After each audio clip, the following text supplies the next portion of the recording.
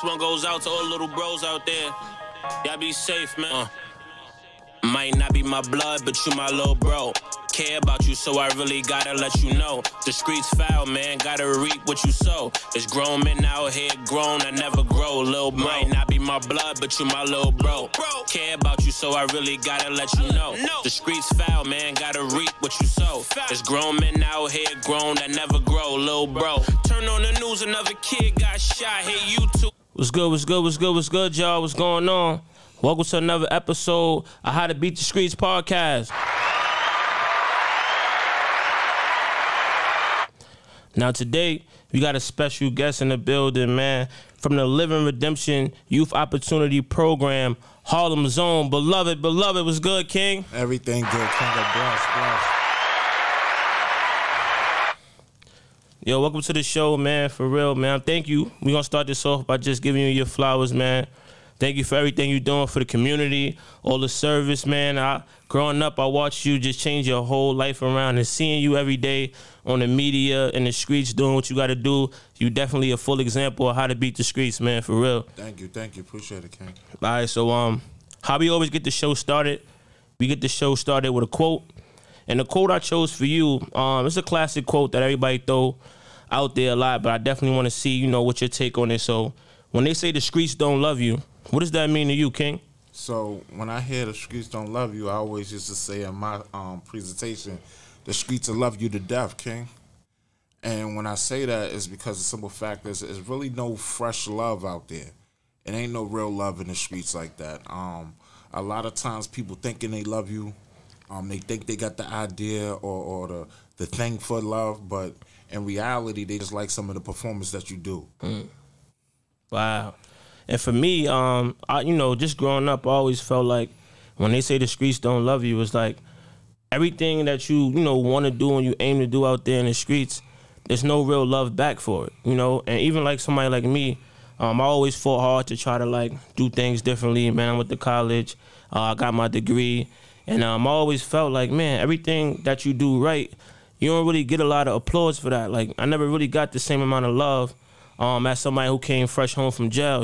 When I came home from college, it was like, it was good. It was like, I get the quiet love. Like, people on the side, y'all like, what you doing, man? They don't really, say it out loud. But I always wondered that, like, damn, I'm trying to do, change my life and do things differently, something that I never seen before.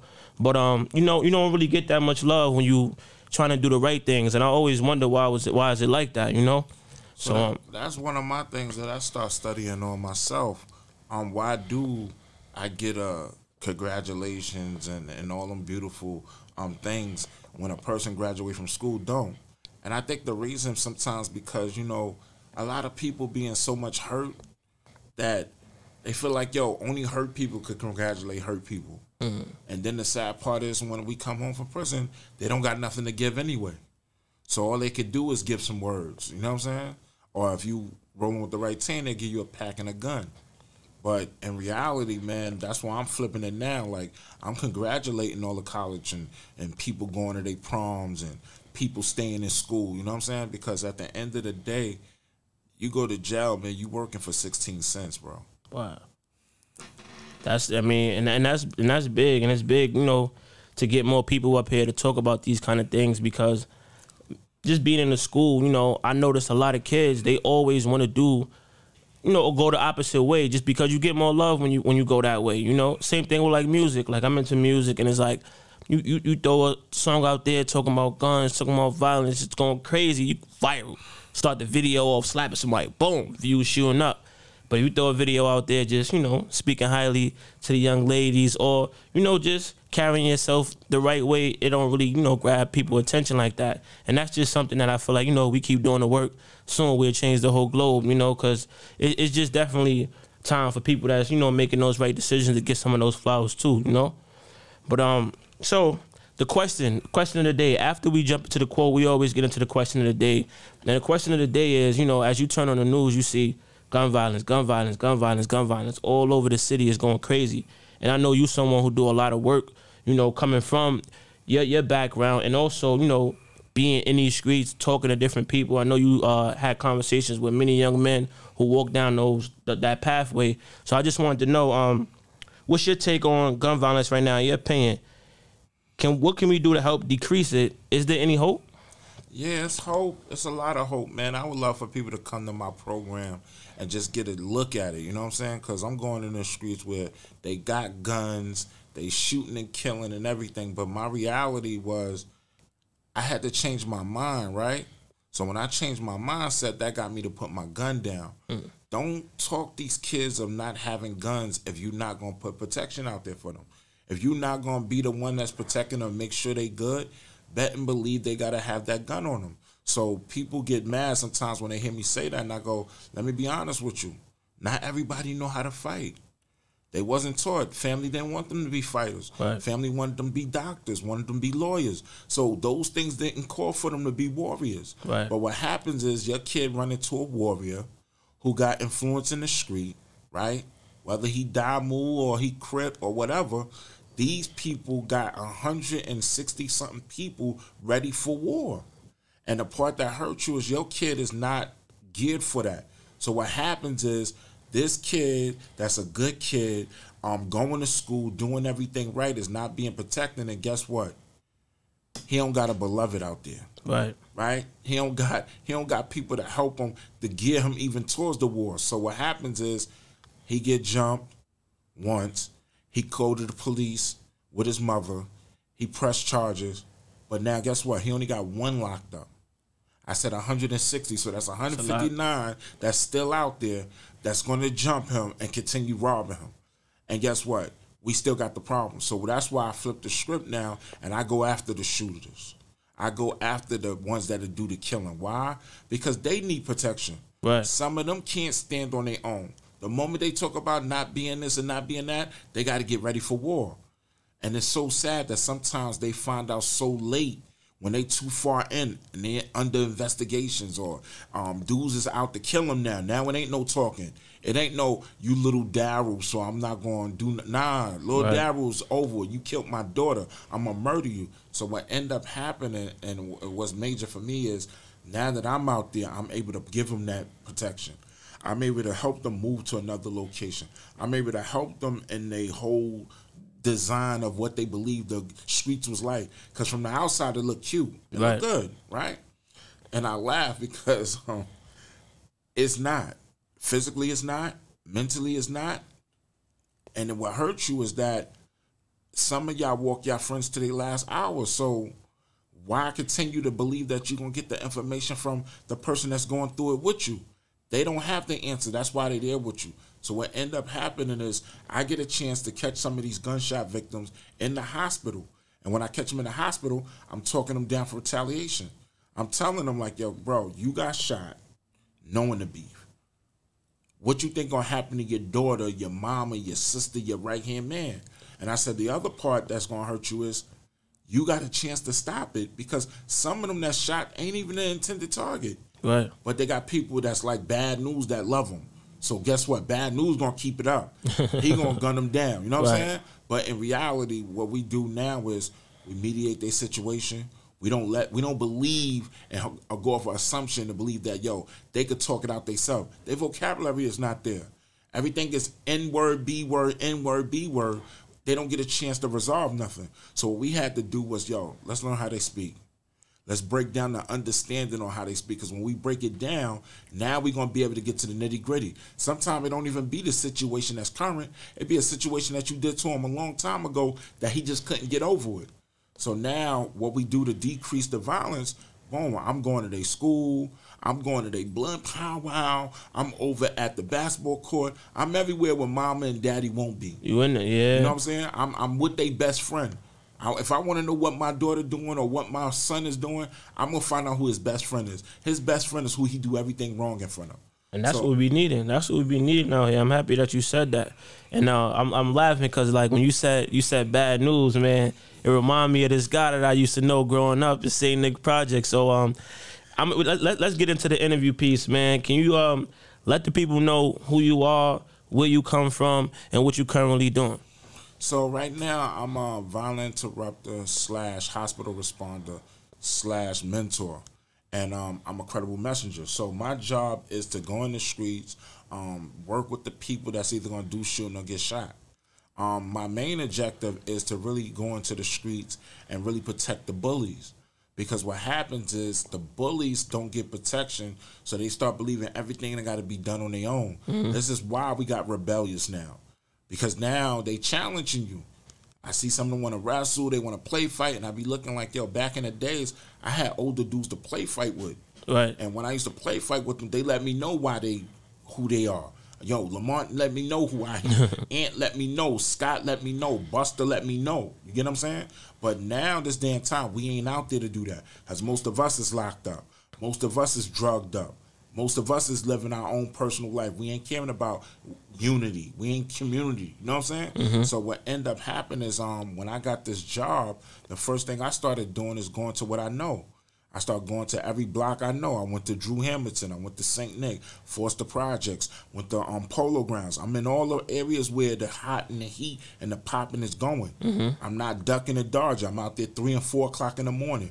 I'm feeding them. I'm taking them to go eat. And I'm not feeding them slop. I'm not giving them school lunch meals. I'm giving them lobster. I'm giving them shrimp. I'm taking them jerk chicken. Because what happens is when you start feeding a young person, and you start getting them to understand that I'm not here to talk you from not having a gun. I'm not here to talk you down. I'm here to talk gun out your mind. Right. Because the moment it come out of your mind, you're going to do something different. Because I said I went to something different. I was a shooter.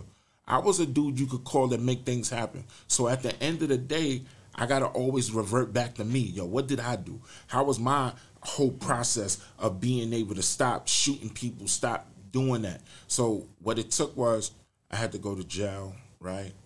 I had to have people that start telling me they love me and they ain't gonna shoot nobody for me, but they love me. Then I had to be around people that love me. And then when I saw the pure love, when it ain't been tampered with and it ain't been tarnished, it's different. When you meet a mother and she have that baby and that baby is born for, that's what real love look like. Right. It don't come with no condition, no hidden agenda, none of that. When you look at a mother and it's taking care of that infant, she giving her all. She putting everything into it. She doing everything for it. She know this baby can't do nothing for her except eat, sleep, and take. But guess what? The love is the performance. So that love I never really had until I got back with my mother and father, and I got back with my family in Memphis, and they start showing me love don't have you doing wicked stuff. It have you want to do right things. But you can't do right if that stuff ain't around you.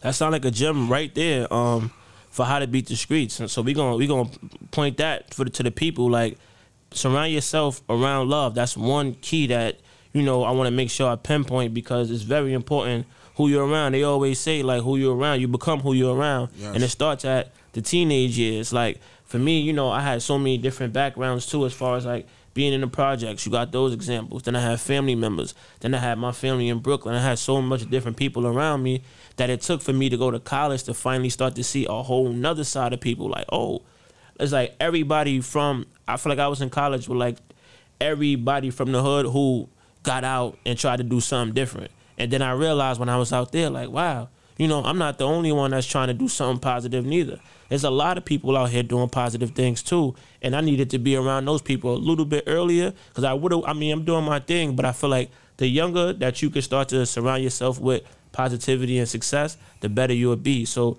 for all the youth out there listening, like, start to, even as a teacher, I be looking at the cool kids in class getting clowned on, or the cool kids in class that, they don't really care about what you're wearing. They're already unique. They're already doing their own thing. And I feel like the majority always kind of attack them. And I'm like, now you got to start to highlight that, because you only different because everybody else is not on it, and they can't be consistent with every class to class. And they don't, have that motivation that you have in you. So don't let the other people around you make it seem like what you're doing is not right, because that happened to me a lot too, where a lot of times I thought that what I was doing wasn't cool enough. Like the fact that I was on the honor roll, or I went to Rice High School and I was like doing my thing, like I said, there's no love for that. So you start to feel like, man, do I got to do this other thing to really get the respect from my peers? And then I ain't gonna lie, at some times I did start, fooling around and doing different things, because I thought that's what it took to get the respect from my peers. But it's like, if that's if that's what you need from your peers, then you got to change your peers,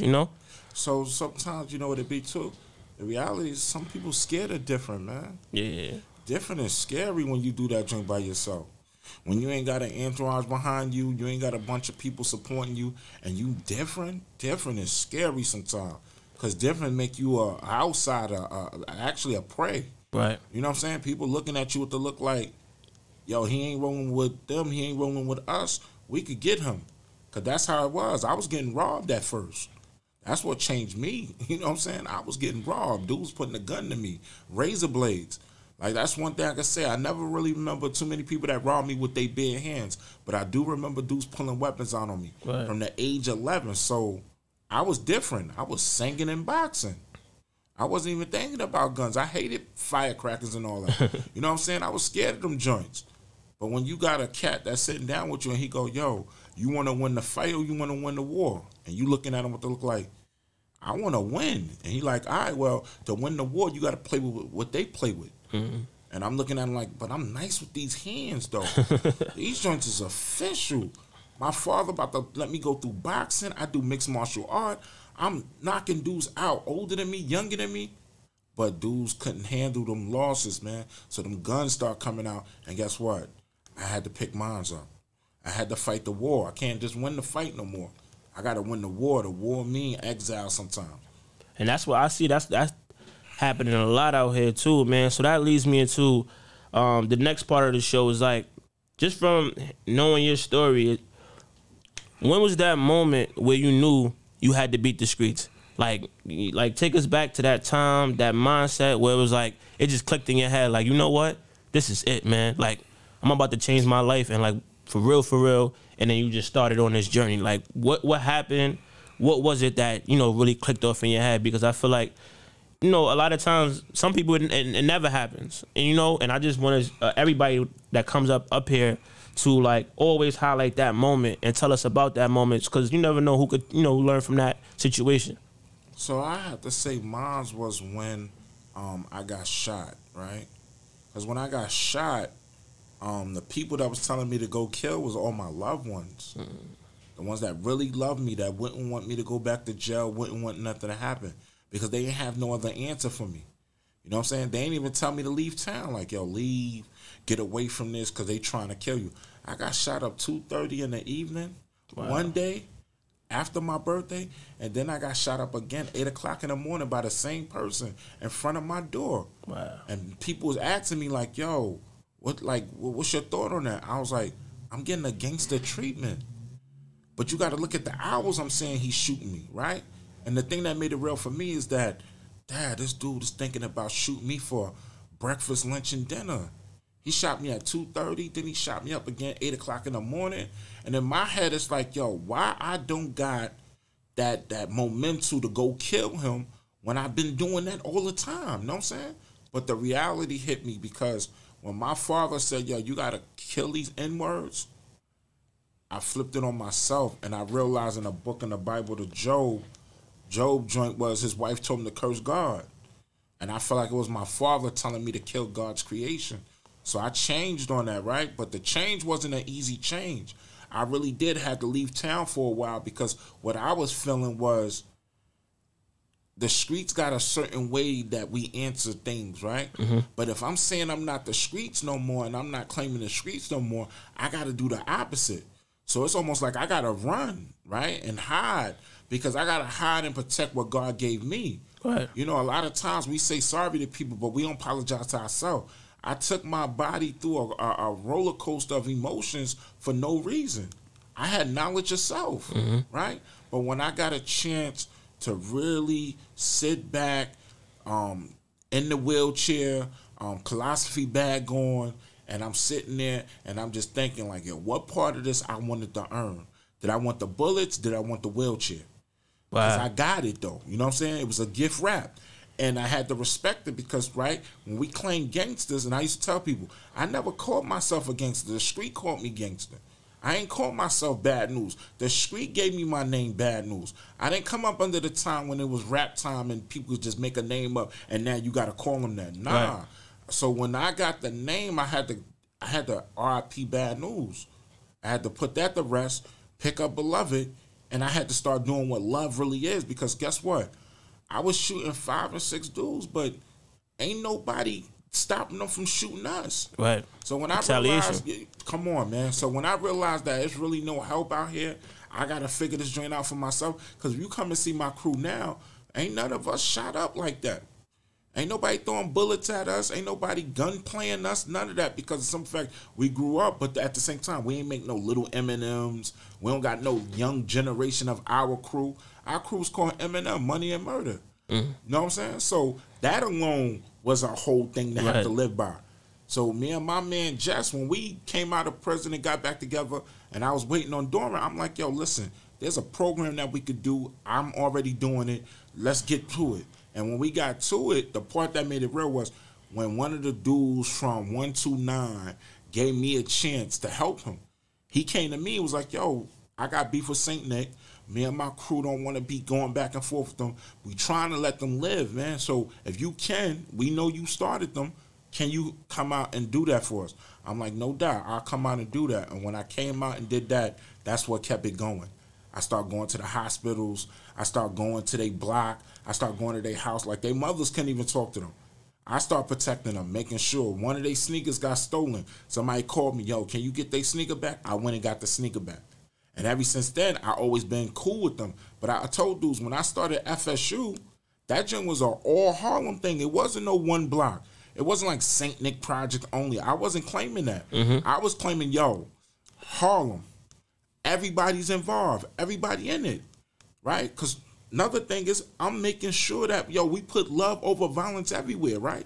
So with my Rev, my church, Soul Saving Station, my brother, we went into now, we giving them places where they can eat hot meals, giving them Metro cards, we taking them out of town, we giving them retreats, we taking them camping, we doing all these different things, and the thing that make it dope and make you feel good is that I can sleep better now. I'm not at my worst now. When I wake up in cold sweat, I think about the kid that's not eating. I got that to think about. I don't have to just be thinking about just me. And what happens and what makes it good is that these kids come into my program being served. And the next minute you come to the pantry and they serving people. So now they went from being served to now serving. So, we got to give it up for that, man. I know you guys out there listening. These are some powerful words, man. These are some powerful words from a powerful brother right here. And I wanted to add this to it, right?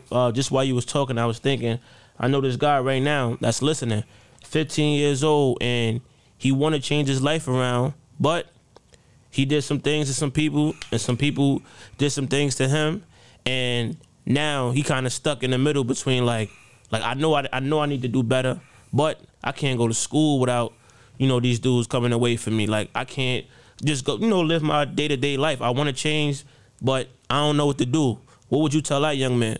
So the first thing I do is get them busy. You got to go and do something that's going to be pertaining to letting them know that you changed. It can't be all talk. It got to be action. So what I did was, one of the people that came in the hospital, that was one of my people that was the op. And guess what? I'm working with his mother. He can't come back there and talk to his mother. So I'm coming up front telling him how his mother doing and different things like that. And I'm taking care of his mother now. I'm taking care of what he might consider his heart. So when he saw that, that's when I got a chance. I had another kid outside giving out palm cards. Dude walk up with the gun. Yo, what's up now? I'm like, King, he ain't even on that type of time no more. I'm showing and proving. Give him one of your palm cards. He was like, yeah, man, we need to stop killing, man. I want to be this kid right here with the graduation suit on, going to college and doing my thing. I don't want to be the dude that's in the casket on this picture that ain't never going to be able to see. Because it's two type of death. It's a mental death and a physical death. We in a mental death right now. We could do something about it. Physical is no returning back. Right. So with that, we give the kids the opportunity to be able to hear their problem, and then we go by finding the other side, and now we start asking them, how can he make that thing better? How can we change that? How can we change that whole situation? Some of them be too hard-headed. Some of them be hurt because a killing or a shot happened. But really, they both don't want to have to go away forever or be dead. That's what I'm noticing a lot. I'm noticing even like talking about that particular kid that I know, I'm starting to realize like everybody's saying the same thing. Like once you cross a certain line, somebody gets shot, somebody die, there's no return from that. And I feel like that's the part that we got to deal with right now, because a lot of the people feel like once that happens, there's no return. It comes from somebody like you who, like I got shot before, and I was able to come back and move forward. That's powerful right there. So that's why I want to hear from you, from your perspective, because I hear these kids all the time say, nah, that's the op. They did X, Y, and Z. That's it. And I add even something else more. I even work with the dude that shot me. Wow. You know what I'm saying? Because, like, at the end of the day, I'm really putting out there, yo, I'm not with the streets no more, because at the end of the day, the streets don't love you, right? That's what we said. The quote is, street don't love you. So guess how you know they don't love you? They don't got no solution on how to make your life better. I had to leave the streets to be able to just go get $50,000, a salary of $50,000. I had to leave the streets, leave my block to be able to get some money, right? Some legit money where I could be able to not have to watch my back, that I can enjoy my daughter, I can enjoy everybody I love. Because the wackest thing about going to jail is you get taken away from everything you love. And when you in there, it ain't no resting. You fight all night. It's fights all night, man. You fighting for the phone. You fighting for the shower. You fighting to keep yourself intact. You fighting to keep your manhood. You fighting to get home. You fighting to keep people off you. Like, you fighting every day. And the reality that hurt you is that, yo, what part of that work you put in, you wanted this life right here? And you'll see people like, man, I ain't want this life. And I know you don't. But it's too late, because some of y'all got 12 and 15 years. And then, you know what? Look at the streets. The streets now are surrounded with parole and probation. Right. So guess what? They could always lock us up. So we got to break them out of that. And the way that you break them out is grab a shorty up. You got money, take him out. I'm not saying don't take no girls out, but take some of these young dudes out, because don't try to get them to be a nice kid when they come around the corner with the gun. Right? When I got jumped and them adults watched me and I came around that corner with the gun, I didn't want to hear nothing from nobody, because nobody stood up for my life when I was laying down on that street getting stumped in my face. So guess what? Meet bad news. That's the message right there. It's a calling for all mentors, you know? That's why it's important for anything that happened in your life. I feel like it's important to give it back, because that's another thing that we lacking out here too. And this is why I started this podcast, because it's like, I want this podcast to serve as a mentor. Like, before you even think about doing whatever you're doing, come meet some special people who was able to beat the streets and listen to their story and listen to their powerful words, because you don't have to walk the same pathway. I feel like in our culture, it's been the same for years and years and years. Like, I could talk up to my grandfather, and my grandfather tell me about the streets. He tell me about his father in the streets. I lost my father to the streets. It's just like, yo, this thing is really not ending. And it's like, I want to at least be able to see the point where it's like, you know, black men see each other and it's like, it's all love, it's all peace. Like, it's a lot of times where I'm walking and I see somebody that look just like me and I'm on guard. You know what I mean? No matter what I'm doing in life right now, it's just like, I don't know what's going on. But as I get older, I'm always thinking like, damn, why I gotta be like that? Why when I see somebody that look like me, fitted on, kicks, I'm looking like, all right, what's this? You know what I mean? Yo, I'm going to tell you like this, man. As long as there's social media around, you're going to always be like that, right? And the reason why is everything about us got to be in a negative. And the other part is it's constantly playing in your mind. Before there was smartphone, your brain was working. Right. And your brain is constantly playing back what you experienced.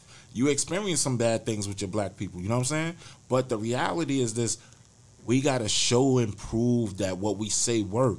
So when I see you on the block, I'm not telling you just what's up. I'm telling you I love you. Yo, Showtime, I love you, King. Right? Why? Because at the end of the day, when they see that, then they start doing it. Look at the handshakes they got. Them handshakes was out before they even was born. But they doing it, right? So that lets you know history shows that it repeats. But what's the reality is, yo, kids is going to do what they see. Right. Don't try to tell them everything, because everything you say, you ain't doing exact.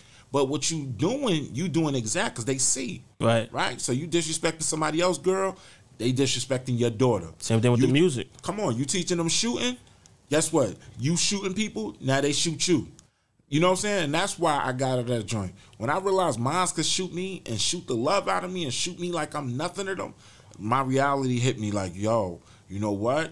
If I don't change the narrative to the situation, I'm going to be dead. I'm going to die. I'm going to be dead, man. Bad news, physically going to be dead. Forget about just mental. I'm going to be dead. So what I had to do was, man, I took the time out, got my little brother, and I started working on him. He was the first person I started working on. Why? Because I had to see if this thing worked. I did it in jail. I took care of a lot of Bloods, a lot of Crips, Nietas, Latin Kings, Muslims, and all that. But I didn't do the street yet. Streets, you can run away from things. In jail, you can't run from it. Right. So when I got out here and I started working on my brother, and I'm telling him, yo, don't be in a rush to come home. Because what another thing people don't understand, when you go to the streets and you talking about being in the streets, you got to bring something to it. Right. That's why a lot of people get robbed and knocked off the way they do it, because you ain't bringing nothing. A cat told me upstairs, he was like, yo, listen, if you're going to make money, you need to have 2 pockets of money. And I said, why? He said, have money for the stick-up kids and for yourself. I said, why? He said, because they coming. They coming. So in reality, I got to have money for these kids. I'm not just telling them to put this down and just work some of you. Who only want to get money in the summer? We don't. Right. So we got to deal with realistic. We got to be realistic when we talking to these kids, because guess what? They see through that fake. They see you. They know you not real. And what end up happening, they end up getting with somebody like me, and then you think I made them turn on you. No, guess what I did? I let them meet themselves for the first time. I let them start working on themselves. I paid them to do everything to themselves. Their job don't even be a job where you actually doing this and doing that. Their job really be, yo, how you doing in school? I heard you wasn't doing well. Yo, you're not going to get paid this week. They be like, oh, man, beloved, man, I'm going to do good. Do good 2 weeks, you get double that. Guess what? You go to school, you stay in there, you get paid for that. You get your Social Security, whatever they need to be a productive person, because other cultures doesn't worry about money. Right. Right? When you look at different cultures, they not worrying about a cell phone bill when they going to eat. I deal with foster care kids that's coming out the group home. I'm dealing with young adults that's on probation. I got the Archers program, the Next Step program, and this is being paid from the DA. The DA is paying us to do this. And the thing that make it so dope is like, yo, when I meet a kid that's like me, I start laughing. I almost cry to see that I was like that. Right. Right? And I'm around love, but I was like that, though, when I was around it. But now, these young dudes, you come and see them now, it's, yes, beloved. Yo, beloved, I love you. Yo, king. I call everybody king and queen because I teach your youth. Listen, the only person that's going to put something good in your kingdom that you run is you. And the 2 things that usually run a kingdom is a queen or a king. So knowing that you those 2 things, guess what? You got the opportunity to save your life. Because the life you save might only be your own. But that's a good one. Right. That's, man, look, salute to everything that you doing, man. I think it's real powerful, and I'm happy that we had the opportunity to get you up here to tell your story. Now, when we get closer to the end, we always take someone's story and like sum it up with 3 key takeaways. So it's like, if you could give us just 3 key takeaways from your life, like let's say this is, this your story, this your book, and like when we look at Beloved, these are the 3 things that you should learn from Beloved's story. Let's hear those 3. So 1, my top thing is God first, then us. I don't put nothing before God. Not my daughter, not my mama, nobody. It's God first, then us. Because without God, and my mom wasn't on God, a lot of people be hurt. The second thing I would say is, really, you want to just be able to take time out and just really change people, places, and things. You want to really focus on what that's going to be like. Put yourself around real people. I'm not going to say good people. I'm going to say real people. Because some of your bad people will teach you a lesson. Right. Right? And your good people will also teach you a lesson. But you need to be around real people. And my last, put yourself in a state of mind that you want to be this king or queen, right? Because the simple fact is, when you want to be those things, ruling is important, but you want to rule yourself. You don't want to rule things outside you, because everybody keep doing that. And lastly, I'll say love, man. Love over violence everywhere, man. Love everywhere. Because at the end of the day, love is one thing that you could be independent with. You don't have to be a certain age with it. It's yours. Nobody can tell you when it starts, when it ends, and nobody can tell you how big it is or how little it is. But guess what? It makes you independent to be able to love somebody. I like that. And the last thing, so if you could give the audience something like a book, a song, a movie, just something that helped change your mental. Like when you watch this, read this, saw it, whatever, this like help you get your mind right, just so you could put them on to something that helped them get their mental right. What's that thing? So I always listen to Sam Cooke and Diedrich Hannon, right? Sam Cooke got that. It's been a long time coming. Okay. Right? And then you got Dietrich Hannon when he got a joint where he be talking about the things I used to do, I don't do no more because I'm a change man. And it's deep because at the end of the day, a lot of times, our dude said this to me, whenever you see yourself in a place and you comfortable and you know it, guess what? You back to doing wrong. Because when you in a good place, in a good space, it should feel awkward because that's not your norm. Make sure y'all go check out those songs. I know me. As soon as I get in the whip today, I'm about to go listen to them joints, man. Because I feel what you felt when you even when you sung for a minute from the story to you singing those few little lyrics. I could see the story and the song kind of match, man. So thanks again for coming, man. We appreciate you, beloved, again for everything you're doing for the community, starting in Harlem, going in all the boroughs, man. And I'm proud to know you, and I'm proud to keep seeing you do your thing, man. Keep living, keep showing love, and keep spreading how to beat the streets to the whole community, man. For real, salute. Yes.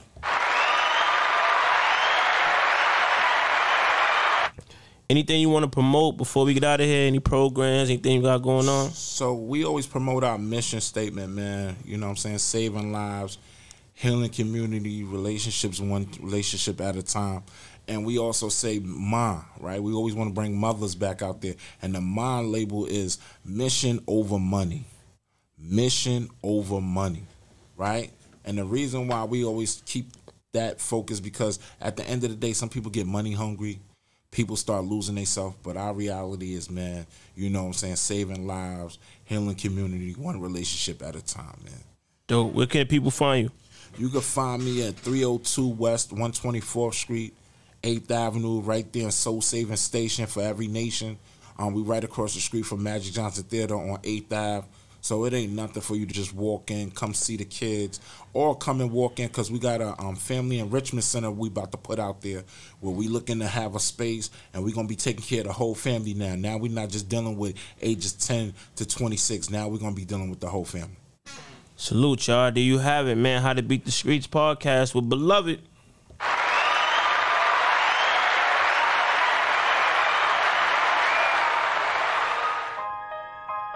This one goes out to all little bros out there. Y'all be safe, man. Might not be my blood, but you my little bro. Care about you, so I really gotta let you know. The streets foul, man, gotta reap what you sow. There's grown men out here grown, I never grow. Lil' bro, might not be my blood, but you my little bro. Care about you, so I really gotta let you know. The streets foul, man, gotta reap what you sow. There's grown men out here grown, that never grow. Lil' bro, turn on the news, another kid got shot. Hit YouTube, Hassan said he rocks his snapbox. Damn, that could've been you, could've been me. You only 12, what you doing with the Henny? Gimme.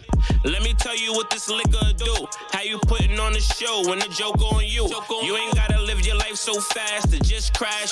Wake up in the morgue in bags and toe tags. Listen, if everybody follow, who gon' be the leader? You. Jail or is death, you don't wanna see the two. This world beautiful, just